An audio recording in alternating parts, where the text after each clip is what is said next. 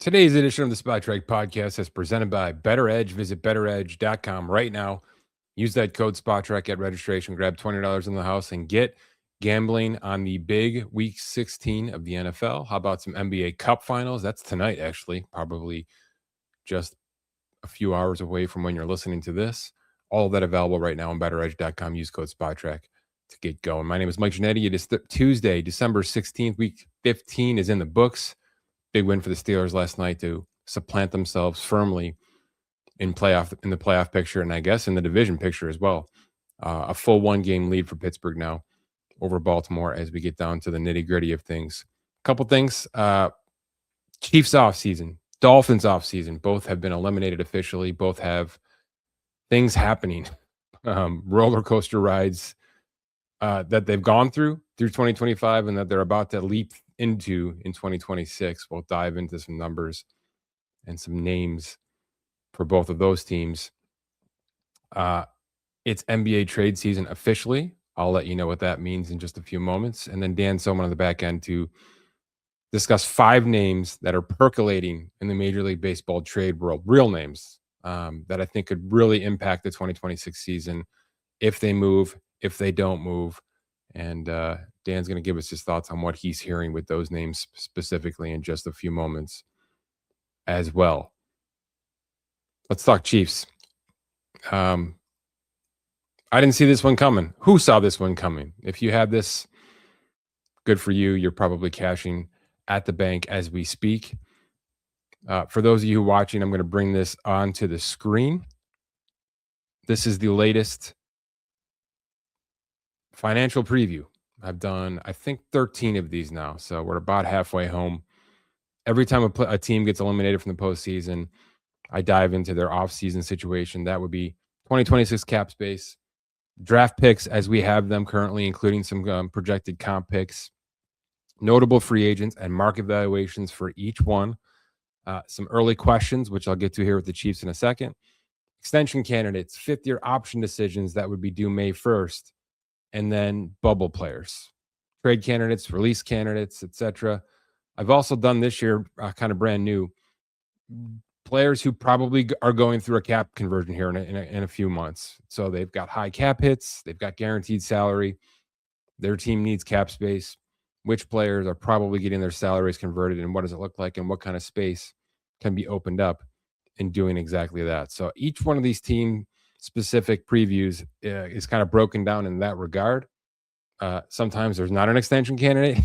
Sometimes there's 6 bubble players. Sometimes there's 1. So it's all kind of ebbing and flowing based on how these teams are currently constructed, which, as you know, is not a perfect science year to year. So let's talk Chiefs. It's ugly. It was always going to be ugly. Okay. This is an expensive team. And to have success in this league, for the most part, especially continued sustained success, you're going to have to get expensive at some point in time. They have done a nice job of balancing subtractions with additions. And unfortunately, especially offensively speaking, they've just missed on a couple of draft picks. I think defensively, they've done a great job of improving that side of the ball. I think for the most part, that side of the ball kept them relevant into Week 15 this year. Because there just wasn't a lot happening with that Mahomes offense. You can blame an aging Travis Kelce. You can certainly put some of the stock into Rashid Bryce's suspension, which got them off to a terrible start, of course. And Xavier Worthy's just not there. Hollywood Brown is an in-and-out part-time player. Juju Smith-Schuster really never got going in 2025. And the list goes on from there. You know, the 1-2 punch of Kareem Hunt and Pacheco, who was hurt again in 2025. Did what they could, but that's not a game-breaking backfield as well. So they played with fire a little bit with these weapons, as many of these expensive teams have tried to do, right? Put the weight on the quarterback's shoulders and hope that he can elevate C players into B players. And if you've got 4 B players, you can probably get through the playoffs pretty cleanly here, which just wasn't the case this year. You had underperformances. I think you've missed on a couple of picks. And what does that mean now for 2026? Well, right now, as we have it, which is as confirmed as we can possibly be, there's 36 contracts on the books, which has them $34 million over a $304 million league salary cap. So they've got work to do, obviously. That includes, by the way, a $78 million cap hit for Patrick Mahomes, who just had successful ACL surgery, and his timeline is TBD. He had the surgery as quickly as I've ever heard somebody having ACL surgery, right? A 24-hour turnaround, essentially. So his timeline starts right now, but you have to think that's 9 to 12 without even trying, which gets us right to training camp / week 1. There's reason to believe that he won't be the week 1 starting quarterback for the Chiefs. And if that's the case, Gardner Minshew's a pending free agent. Do they just run him back and elevate him to most of the reps over the offseason? Is there a draft pick coming? Not so much to replace Patrick Mahomes, but look, the Patriots did a phenomenal job of continuing to draft 2nd to 4th round quarterbacks to step in as their backup, get them educated in that system, obviously learn underneath Tom Brady, however that process went down, and then flip them, right? Flip them to teams that needed potential starting quarterbacks and continue to work the draft asset pool in their favor. The Chiefs haven't really gone that route. They've been more prone to go Carson Wentz and Gardner Minshew and a few others, Chad Henne for a bunch of years. They've gone with more established, kind of busted starting quarterbacks that you can drop in the bucket for 4 weeks and get at least adequate starting quarterback play out of. It's a little bit of a safer route. We'll see what they decide to do this offseason. That's one that, you won't hear too much about. You'll hear people talking about, should they get Kyler Murray for a year? Should they get Tua Tagovailoa for a year? I don't think any of that is A, financially feasible with what they're dealing with, and B, smart. I mean, you don't want somebody who like that who is a bit of a project coming in.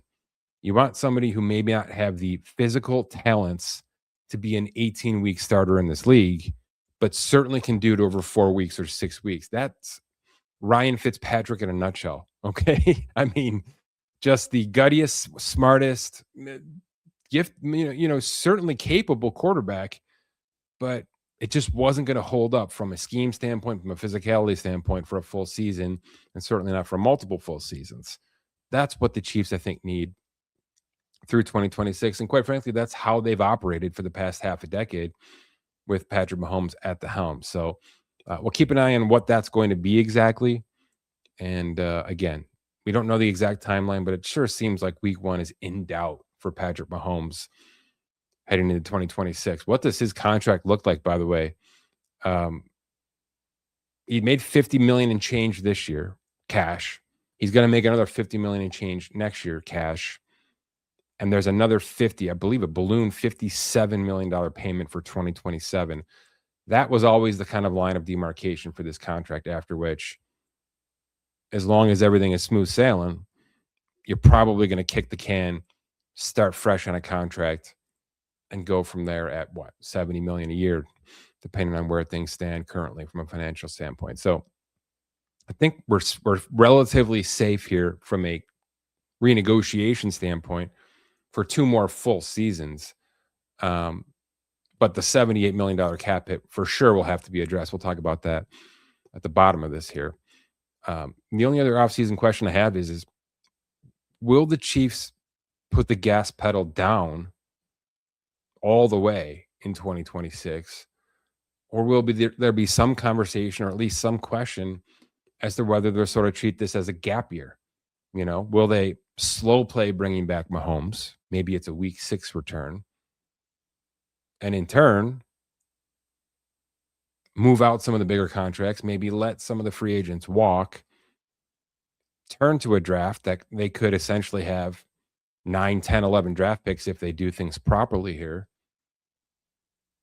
Try to hit on a couple of those and reset everything in 2026, knowing now that they're going to have possibly a top 10 pick when the cards all kind of shake out here in 2026, maybe a higher one in 2027, and we'll go from there. I can't imagine Andy Reid at 68 years old, and some of these other veterans on this roster will be down for the gap year that I'm sort of not so much proposing, but I guess alluding to. We have seen teams do this in every sport. We've seen really good teams go through an iteration where a couple of their key players are going to miss significant time, and what does that mean for the long-term future of that season specifically? I don't think we're headed towards that, but it's at least worth contemplating as we head towards the offseason. Notable free agents. Jalen Watson. This is a big one. This is the guy across from Trent McDuffie. And man, he's just risen. His stock continues to rise. The math alone has him about $12.5 million per year. And he's not the number one option on any team. If he walks in free agency, he's not going to be the number one cornerback on that team at least from a production standpoint. But you could talk me into $15 million a year for this player, especially because Trent McDuffie, the guy who is extension worthy here, is going to get 30, minimum 30. Okay. I mean, that's just where the cookies are crumbling at the top of this position group based on the offseason we just had with 3 or 4 notable names getting extended. So that's the going rate for an above average number 2 and a certainly above average number 1. And the Chiefs have both of those on their plate right now, along with, Leo Chanel, an off-ball linebacker he doesn't have the production numbers to value, where some of these other players have. But another name you could tell me walks into free agency and gets 3 for 24, okay, or even 3 for 30 with 2 years guaranteed, with a little bit of an inflated AAV. There's talent here for sure. Pacheco may go down to a minimum contract at some point, but man, he is just too damn talented when available, not to be worth that $4 to $5 million range that we saw Dobbins and to some degree Javonte Williams get with Dallas.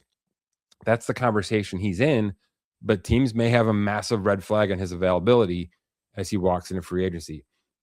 Kareem Hunt is getting up there in age. He was the featured back for this team. So mathematically, he's about half of Pacheco because of the age situation. But you can't tell me a contender won't look at Kareem Hunt and say, this guy has been a bell cow and a workhorse now for years and years. He can help us for one season. So these players are still notable, even though none of these price tags are going to reach sky-high rocket values. We'll see who the Chiefs at least take a sniff at retaining. I would guess the linebacker situation you'd want to align him with Nick Bolton, I think, for a couple more seasons. You're thinking about this, but again, that price tag might get too rich for Kansas City right now. And they better think about this because Brian Cook has been great. They let Justin Reed walk. They missed him. This is a position they need to upgrade. And losing Cook would mean significant moves would have to be made this offseason and probably a draft focus in the secondary because of all these conversations we're having here. So, not a massive offseason free agent wise for the Chiefs, but their offseason can get a lot more difficult if they don't retain at least a couple of those names that we just mentioned there. McDuffie has to get extended. He's heading towards the 5th-year option. Look, he's not the flashiest player. Those are generally the best cornerbacks in the league. When we're not talking about you, it means you're not being targeted, which means you're that good. Is that worth $30 million a year to the Chiefs? We're going to have to see. They've made tough calls on these kind of players in the past. And again, the timing of Mahomes' situation and what might happen in 2026 could make this complicated. Let's put it that way. And McDuffie may be a fringe trade candidate because of everything we're talking about here. Look, the Chiefs have been trying to get off this Jawan Taylor contract for years. It wasn't in their favor because they guaranteed $60 million up front. We're past that point now. They can move off of the final $20 million. They're going to get, significant cap savings in doing so. This will help to get them back towards zero, along with some conversions we'll talk about in a second. Christian Fulton's just underutilized. However, he was a full-time starter for the Chiefs in 2024. He was a reserve player for the Chiefs right now. But if we're talking about complications with McDuffie's contract, if we're talking about losing Jalen Watson, this might be a player that by default just has to stick around and slot back into a starting role for 2026. So he's a maybe. If you can snag a late round draft pick for him right now for the 1 year left, you probably do it if you're the Chiefs. Again, they've got to sort of account for some draft misses, and adding more draft picks will certainly help do that. And Michael Dana, who's be entering a contract year on that 3 for 24 that he signed back in 2024. Just not enough production there. Not enough production from many of the pass rushers or defensive linemen in 2025. It was a weird year in that regard. But you think they would take the $9 million of cap space here, at least early on, and see what other options they have to fill off that edge. Let's talk about some of these conversions. As long as you're comfortable with the recovery period from Mahomes, you're going to convert much of his contract to get yourself cap friendly for 2026. If it's a full conversion, the full 54.5 million converted, you can free up 43 million. The Chiefs have been pretty smart about not going full on many of these big contracts. So I wouldn't be surprised if about half of that was moved around this year and you get yourself about 30 million of cap space instead of 43, because you can do similar moves to Chris Jones for 27 million. Trey Smith's locked in.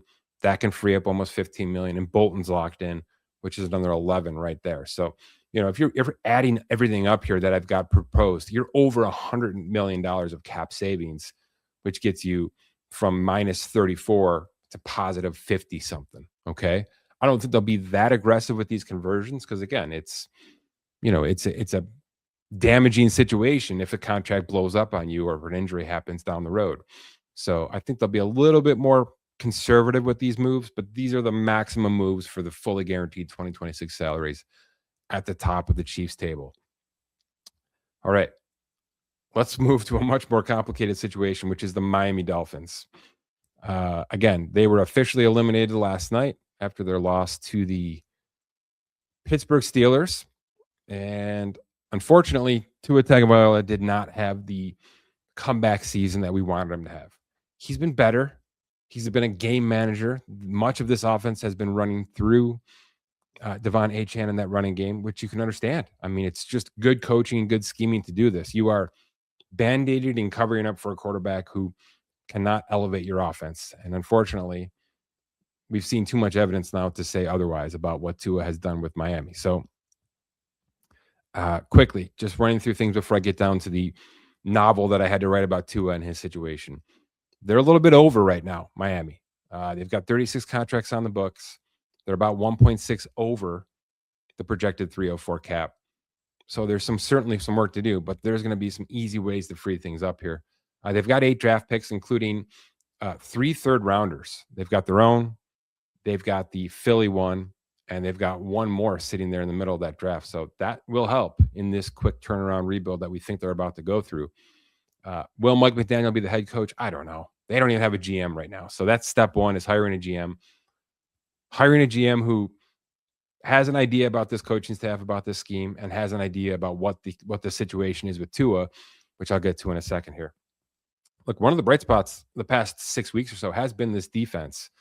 If they're going to keep these veterans around, it'll get a little bit expensive to do so. So again, who are the Dolphins now? Who are the Dolphins in 2026? They're like the 6th most expensive cash team right now for this current season.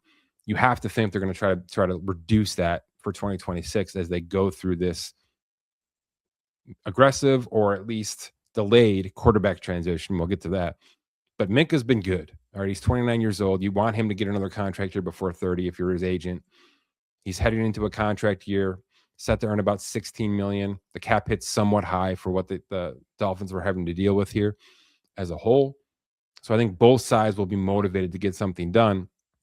He's not, production-wise, he doesn't mathematically, scream Kyle Hamilton numbers, and certainly at 29 years old, I don't think he's going to the top of this market, but pretty easily, we got him to $20 million a year. So 3 for 60, tacked on to the $15.5 million. You're talking about, a 4-year, $75 million contract. I think that's about right for the next 2 to 3 seasons of Minkah Fitzpatrick in Miami. Granted that both parties want to remain together in 2026. Tyreek Hill always had sort of a dummy year at the back end of this contract. It's a $36 million salary. It's a $52 million cap hit. So something's going to give here, obviously, as he recovers from his ACL situation. $16 million of that salary will be guaranteed on March 13th. So this is going to be early. I don't imagine they carry that cap hit into June 1st for a post-June 1st designation, which means they'll rip this Band-Aid off. They'll release him, take on $28 million of dead cap, and free up $23 million of space. That will help. All right. That gets them kind of through the reserve future contracts into some of those tenders. They'll have some 4th-year players get some escalators based on the rookie wage scale stuff at the CBA. They should be able to account for that with just releasing Tyreek Hill and putting him back on the open market. If they need to get more aggressive, Bradley Chubb is, I think, a viable trade candidate. They sniffed around this at the deadline. some teams, some good teams sniffed around this. Obviously, Jalen Phillips was the players that eventually moved. We'll see what happens with Chubb, who's still doing it. Okay, he's not going to match his 2024 numbers, but he's probably going to have 8 or 9 sacks. He's going to vest some incentives here. His playing time was outstanding. He did renegotiate to stick around in 2025, so it's been fragile for a bit now. I think there'll be a team that'll come in and say, "Look, he's earning $20 million in 2026. That's probably too much for going on 30 years old." But for a team that needs this and misses on some sort of, big opportunity this offseason, right around draft time, I could see this happening where a team loads up, takes this contract, kind of converts it into some guarantees for him, some incentives, makes it lighter on the cap for them, and throws him on the side of one of the edges to kind of compound what Houston's been able to do, what Minnesota's been able to do, what San Francisco's tried to do via health. I'd like the opportunity of him going to a true contender in 2026. Whether he remains on this contract or not remains to be seen, but it seems like his time in Miami is getting more and more fragile week by week. All right, let's get to it. Can they move on from Tua Tagovailoa in 2026 in the coming months? Anything's possible. It's what are they willing to do? You're going to hear a lot of conversations connecting the dots to Russell Wilson in Denver, and that's fair because of the amount of dead cap that exists. I'm going to start with that comparison for a couple of reasons, one of which is I'm going to tell you my thoughts before I give you the math. Tua's got $99 million of dead cap right now. That's for the 2026 season. Russell Wilson was released with $84 million of dead cap, $39 million of that cash. For Tua, it's $99 and $54 million of cash. The big difference, though, is that if you remember back to the Denver situation, they were having discussions with Russell Wilson, with the agency, about that 2025 salary, because Russell Wilson's contract had $37 million more set to become guaranteed in March for the following season. So it wasn't about the $39 million that currently existed. It was about that $37 million for the following season that they wanted to push back the guarantee date on. They wanted Russ to be able to bet on himself and give them a break, give the Broncos a break. Russell refused. That kind of forced Denver's hand to say, well, we're much more privy to pay $39 million right now than have to pay $76 million over the course of the next 2 seasons to a player that we don't want here and we don't think can help us win ball games. They were right. They cut the head off right there immediately, took on the post 6-1 dead cap of $84 million, paid the $39 million cash minus, a minimum 1.2, and they've been moved on for months. The difference with Tua is that Tua doesn't have that low-hanging fruit contract salary waiting for 2027. The only thing that's going to become guaranteed in the next couple of months is a $3 million salary in 2027. So it's $3 million extra if he's on the roster in 2026, which means they're really just dealing with everything right now and maybe $3 million more from March 13th. So if you read this piece, you'll understand what I'm saying in a little bit more detail. But it's really all about 2026 is my point. So if they decide that the $99 million of dead cap over 2 years, or however they're going to handle this, is just too much to bite off, and they keep him on the roster, there's still a very clear out after 2026. Even if they do a little bit of a cap conversion, move some of the salary around just to help them out a little bit from a 2026 perspective. Let's say they do nothing. Let's say they keep his cap hit, which is $56.4 million. Let's say they let that $3 million vest for 2027. Tua plays out the year, earns his $54 million cash. Maybe plays, maybe doesn't play. He's released in March. Even if they don't designate him a post 6-1, which they really don't have to at that point, there'll be $34.8 million of dead cap, $3 million of that, which is the cash that just guaranteed. They'll be freeing up $15.6 million of cap space to move on in March without a post 6-1 designation. Now they can certainly do that and make things a little bit, push things down a little bit more, but they won't. My point is they won't even have to go that route. The contract was always calling for, let's get through 2026 and then it's up to you. The problem is we're assuming they want to talk about things right now before 2026. It's ugly, okay? And you can read this piece to understand exactly how ugly it is, but there's a lot of ways to slice up that $99 million, right? They can convert some of this guaranteed salary to signing bonus. They can exercise the option. They can not exercise the option to make some things move around down the line a little bit.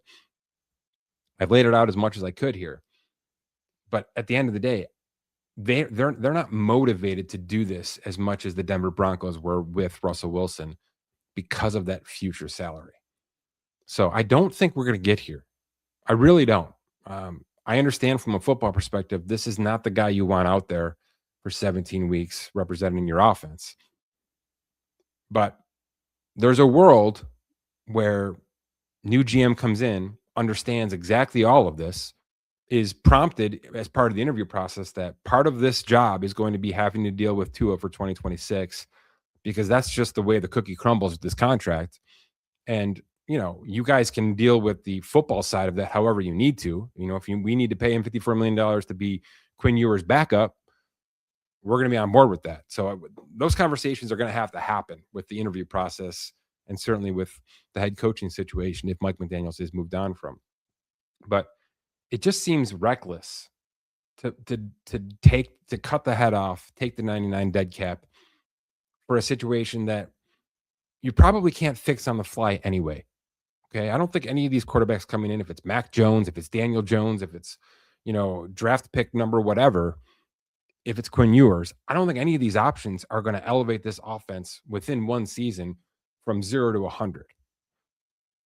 What you have figured out, I think for a good enough stretch here in 2025 is that Tua, as a game manager with a healthy running game, which you can add to, by the way, okay, you can bring in more bodies, okay, more run-stopping linemen, more tight ends, which, again, they traded a good one before the year. You can bring in more options to develop a run game that can better complement Tua Tagovailoa in 2026 and maybe even make this thing work from a 10-win perspective. That's possible. Okay, you're going to have another crappy schedule based on where you're going to finish in the AFC. So I just think that they have unlocked enough in 2025 to get them through 2026 from a football perspective. And maybe not. Maybe they want to bench this guy. Maybe they do want to cut this off and take on the dead cap. I'm not going to speak for them, but certainly the contract is saying out loud, not yet. Not yet. Okay.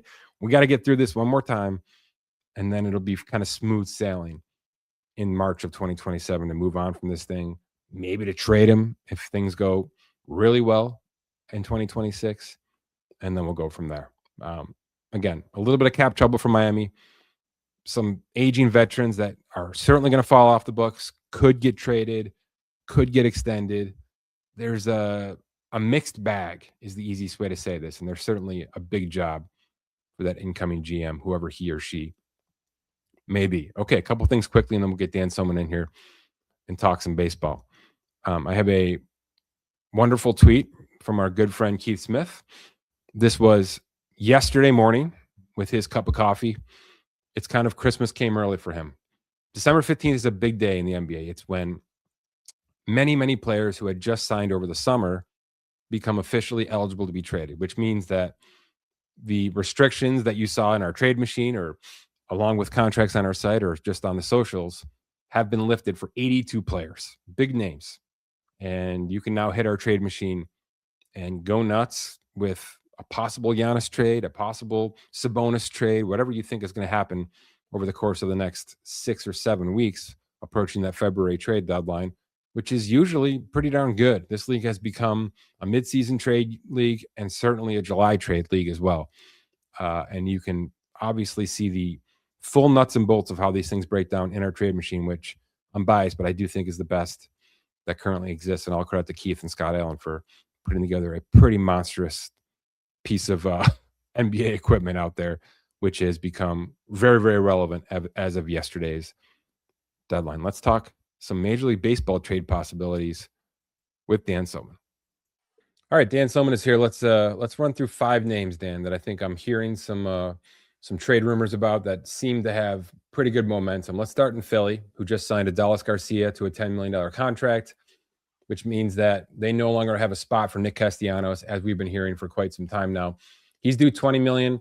Philly's ready to eat that if they need to. Is there a trade partner out there for Castellanos, even if Philly retains some of that salary? I think somebody should definitely want to buy low. Mhm. Do I think a contender is going to come knocking? Maybe not, but I think there are certainly organizations that would do well to put a player, of his stature in that organization, even if he's kind of on the back nine of his career and going to slot into more of like a DH role than a full time or platoon outfield role going forward. Is So there some I think gamesmanship happening here with how this is all going to shake out? Because kind of Philly has shown their hand months ago that this was going to be the case. Are teams just waiting for Philly to release him because they know that's the case? They don't want to give up any kind of prospect, and they know they can get this guy at basically a minimum salary going forward. Then that seems the most likely path here. I mean, his name has been rumored for multiple years now, and this definite end has been signaled for quite a while now. So, more public or more recently, it's gone public that way. But I think everything has been pointing that way for a while, and they're just going to have to eat money.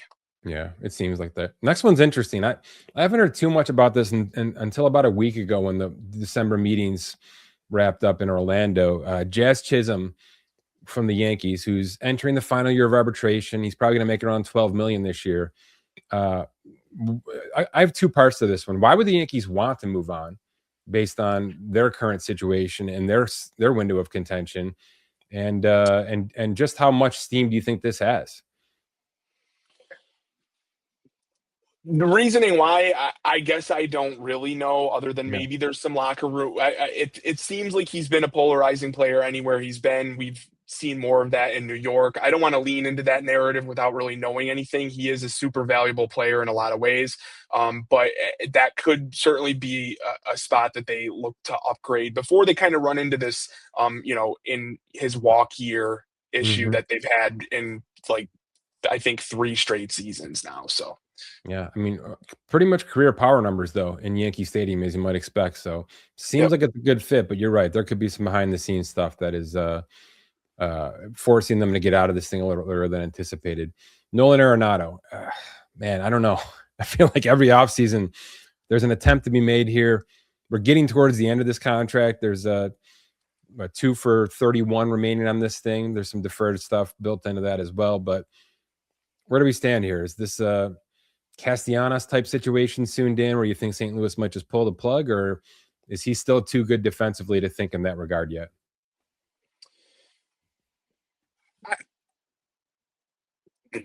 This one is hard because it's been so long to know really where it goes, because it seems like at this point where both the team and the player are kind of Mhm. in their paths, it seems like he would have wanted to move on. They would have wanted to move on. The issue is the no trade clause here. He Yeah. can't just go anywhere without approval. So I think that's held things up to this point. But it sounds like both sides are sort of motivated to find a new landing spot. So I think that ultimately does happen. But it's going to be tricky with the no trade clause. Yeah, and they're going to eat a ton of that salary to facilitate that one too. So Absolutely, yeah. let's go to your neck of the woods. I'm still hearing some Stephen Kwan stuff, but I do believe that that's quieted at least a little bit. What are you hearing on your end from Cleveland and their left fielder? Personally, I don't think they want to move him, but they would move him if they're blown away in a move. We've talked about this in the past that without that crazy run that got them into the playoffs down the stretch, um, the organization was probably sorry, even leading up to the trade deadline, they would have probably made some major moves there. Quan could have moved then. That would have probably changed the entire trajectory of the franchise. Maybe at that point, you're looking at Jose Ramirez and seeing if he wants to move somewhere else, et Right. cetera. So, I mean, if I'm picking a team, the Padres have been a consistent landing spot all along. AJ Preller has been after Jose Ramirez and Steven Kwan now for multiple years. It seems like there's a lot of smoke around them making a major deal. I know that it's been like Mets Padres related, but I wouldn't. He's known to get do these crazy 3-team deals. I wouldn't rule that out if they're looking at a bigger, a larger deal. Maybe Steven Kwan's involved. Yeah, I'll give you two more. I do think Pittsburgh has to do something this offseason to shake things up on that side of the ball. There's 2 more years of arbitration left. That's fits the bill for Pittsburgh, right? And they do have a couple of prospects pitching wise to burn, which is probably what Cleveland's looking for in return here. So that's a name I'd watch. And just based on how things have gone, the Mets have to be in this conversation now, Dan, because they are missing corner out a left fielder in moving Nimmo. I think they're currently positioned to put Jeff McNeil out there, who they're also trying to move right now this offseason.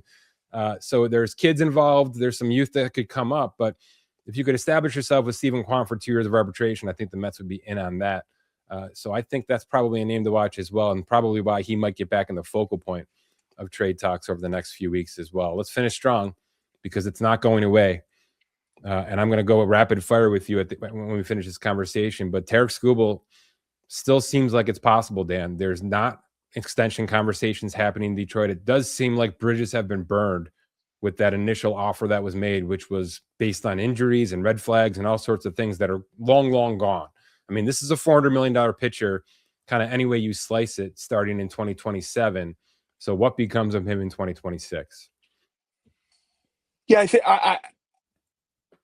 I do think there has to be some truth at this point to the trade rumors. I mean, we saw this with Skeens not long ago, where like people floated that, and if it really were, even a remote chance of happening, it would have stuck. We've seen those talks like fall way off, right? The Skubal stuff has stuck, and which makes me think that they have to at least be considering it. I mean, knowing he's a Scott Boras client, there's next to no chance he's signing an early extension unless he's getting paid $400 million. I think he'd accept that in a heartbeat, but it doesn't seem like Detroit is going to be the team to do that. They'll probably trade him to a team that has the intention of doing that. Whether it actually gets across the finish line probably has a lot to do with when that happens, whether it's in the offseason or if he gets traded at the deadline or not at all, obviously. But I mean, I could see him getting to the deadline and not really wanting to sign an extension. But I guess if the number is over 400 million, I think it gets done regardless. So yeah. Do you have a team or two that you're hearing? I have one in mind, just because they've been kind of radio silent this offseason, despite the fact that I think they're ready to pop. But I wonder if you've got a team or two for this. I mean, I know you'll probably shake your head. The Mets do seem like they would be involved and have pieces that would be coveted in a trade return. So that seems like the Stearns move too. Like he's waiting to really do the big move, and they've shed long-term salary, I should say. I know they've like gotten older in the short term, but that's come by shedding some long-term salary. I think they could easily replace that by handing him that early extension that he covets, similar to what Boston did with Garrett Crochet last year. I know it's kind of a different player we're talking about here, but similar scenario. All right, I'm going to give you my 2 names because I'm not going to sit here and prop the Mets up anymore based on what they've done. It seems like a little bit of a Moneyball situation happening, which I can understand to a certain degree. But my team number 1 is the Chicago Cubs, who I think I was expecting them to be a lot more aggressive up until this point, and they have not been. They seem to be out on the Bellingers of the world. They seem to be out on some of these names that I think could help them. Certainly Kyle Tucker, who's about to walk away, it sounds like. And they do need a pitcher. They need a focal point pitcher to go with some young arms that have become, I think, established. It's certainly over the course of the past 18 months. That's a team that I think could really drop both a good trade offer and a big extension offer in the bucket at the same time and attract both he and Scott Boras into making some sort of 2026 move. And I'm going to throw this one at you, which is super hot stovey. We can't count the Yankees out for anything, okay? But what if the Yankees were able to offer this? Certainly some young players, Okay, because this is going to be a monster package for Scooble. Certainly some young players, but what if they offered Garrett Cole as well, Dan? Because Garrett Cole is not $400 million for the next 8 years. And he is $36 million per year, but it's a much smaller, more manageable, more approachable contract from a term standpoint, despite the fact that it's a high salary. And he would, as long as he's healthy, keep Detroit in contention from a starting rotation standpoint immediately. There would be no ramp up, there'd be no development. It would be seriously, it would be truly a pound for pound, we're getting an ace for an ace situation on a shorter term, which I do think aligns with how Detroit thinks generally over the course of their windows of contention. I haven't heard much about Garrett Cole with the Yankees at all coming back from this injury, and maybe he won't be ready in time to make this, a worthy situation. But I wonder what Detroit's looking for in return is maybe the backhanded way I'm approaching this, right? Are they looking for a haul of prospects? Because this is a team that could go and win the American League next year if they do things properly, right? Yeah, it's a fair assessment. Because they likely are targeting at least major league ready MLB talent, ready. and Yeah. and some of that proven talent, right? Which Garrett Cole certainly fits into, and if he's healthy, would add value immediately. So I like the idea. I haven't heard much about him either. Yeah. I'm sure we will start to hear more as we try to slot the Yankees rotation going forward. But yeah, TBD. Yeah, for sure. All right, rapid fire. Will it happen this off season? Castellanos. That's a yes. Something's going to happen, right? Yeah, I think definitely. Yep. Jazz Chisholm. I'll say no. I'll say he stays there. Me too. Arenado. Yes. Okay. Is that a Cubs move, by the way? That's been the team, right? That market has changed so many times in terms of who has wanted him, who Mm-hmm. he's wanted to go to. Those two have never aligned. So I think that's a nice landing spot. Yes, I haven't specifically. I'm not sure if I've specifically heard that or not. I think Boston probably gets in, but only for the right situation. Only if St. Louis is eating the world on that contract. Does Quan move? Go ahead. They're certainly not going to jump the Bregman situation either. There, I think it seemed like they were in on that last offseason before they got in on Bregman. I think they would intend to bring Bregman back and use Arenado as a fallback option at this point. But I do agree that's certainly a landing spot. Yeah, that's how I read it too. What about Quan? You think it's one more year for him? Yeah, at least the deadline. I mean, Cleveland should, by all accounts, be at least in the thick of it at that. It's hard for a team like them with good, solid starting pitching and bullpen, not great offense, but I mean, they should be in it down the stretch here, right? So if they're not, I could see them definitely pulling the trigger at the deadline, but it's really hard to judge his market. Like, he's one of these guys that he's definitely going to get lofty arbitration salaries in his final 2 years. He's not a power guy, but every other accolade is there. He's a 3-time Gold Glove winner, which does go into these valuations. So stuff like that, he's going to be expensive in his final 2 years. But what will a team realistically pay him going forward? I literally just laid out the defensive value. He's a bona fide great leadoff hitter, on base percentage, steals bases, etc.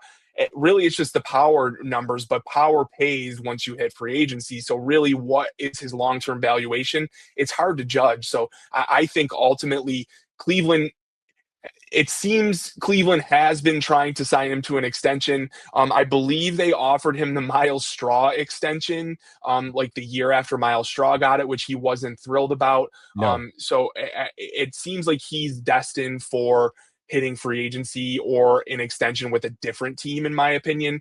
But when that happens, I guess I'm not totally sure. Yeah, based on our arbitration projection, he's about a $21 million player in our system, which, you're not going to have a lot of teams paying that for a lack of power. You're just not. So again, it's a fair point. We'll see what has to happen with them, but he's a valuable tool, especially for a contender right now. And what about Scooble? Finally, what happens here?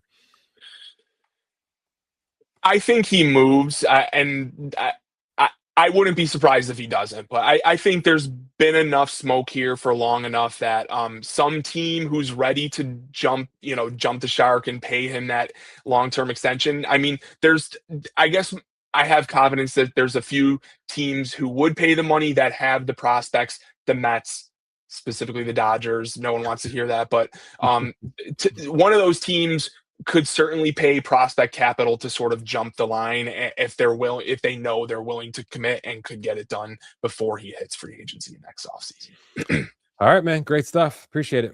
Yep. Thanks. All right. My thanks to Dan. My thanks to Scott and Keith, always cranking away the NBA data. And certainly this time of year with trades now getting in full de jour, you'd be smart to follow Keith Smith NBA on Twitter, who is breaking down every single move from 2-way contracts to 10-day contracts to game analytics to the world as we approach the meat and potatoes, right? Christmas Day becomes the official jumping off point for the NBA season, and we've certainly got some storylines to follow for that. For Scott Allen, my name is Mike Ginnitti. Thanks for listening to this edition of the Spot Track Podcast.